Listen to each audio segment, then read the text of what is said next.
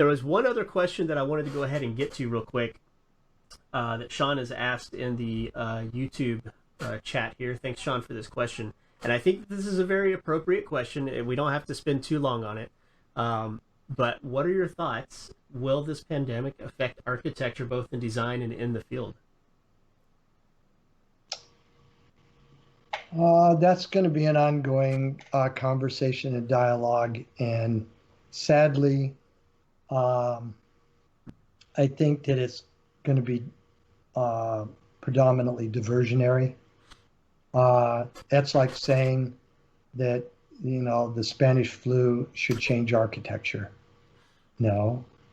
The thing that if we continue to focus our deal of solving problems and making life more beautiful and our buildings greener and healthier, then we are truly doing a great job.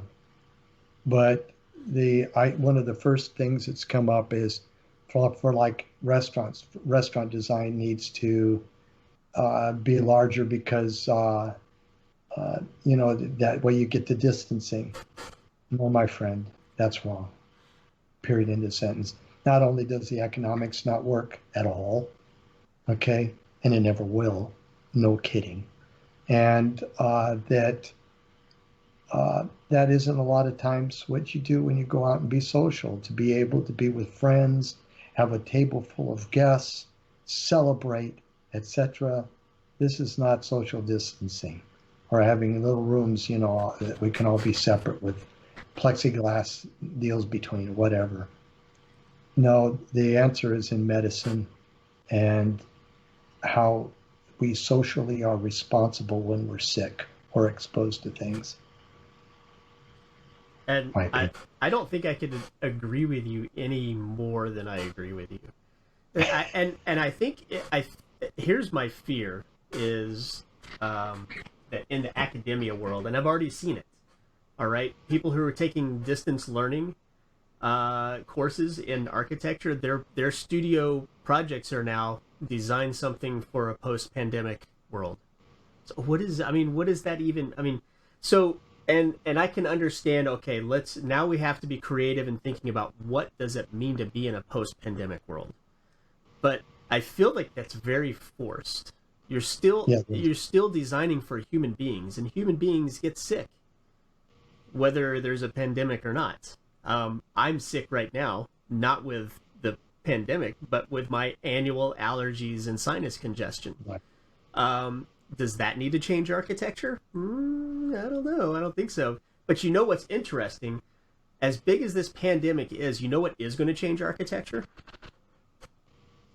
The next disability that a minority of people have. Amen. That causes them to not be able to enjoy public functions. Is that fair? I just had this discussion with my 10-year-old son. And that's the part of the compassion and empathy of being an architect. Someone asked me the other day, if you don't have empathy, can you be an architect? What do you think? There's still architecture done in the world by unempathetic people that is outstanding. So it's hard to say that there's these hard lines, So I don't know. I think, Sean, to answer your question, I don't think that... I don't know. Yes or no? Do you think the pandemic will affect architecture? It will for a very short period of time, and it'll be very, very short-lived because the economics can't handle it. And economics is ruling architecture, most architecture, anyway. Yeah, and I agree. It's not gonna happen. I'm going to put a little twist on that answer. I'm going to say it will affect architecture. I don't think it should. Right. I think maybe there's going to be some. I think what it will affect. Okay, I'm going to backtrack on my answer. I love you. I think it will affect architecture in the sense that what's going to be more common now? Distance learning classrooms. Yeah. Co-working spaces.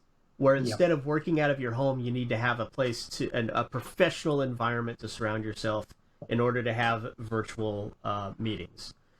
Right. So I think in the sense of planning for spaces that that have functions that are now more pronounced because of the pandemic, we'll see those changes in architecture. Right. Is that fair? I think that's fair. Yep.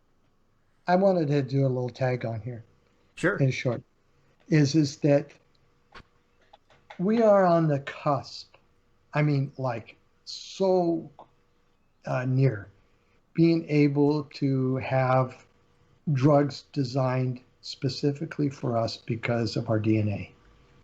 And being able to take drug strains and modify them instantly based on our own personal DNA. We're going to find that medicine is going to take the most interesting and exciting journey that it's ever taken and solving these problems. And they're the place where these problems should be solved. It isn't architecture that started the problem, and architecture can't address all issues. And even though we'd love it to, but great healthy lifestyle and smart social behavior is where we need to put that and have confidence in that layer of expertise to do the magic. And we're getting there fast.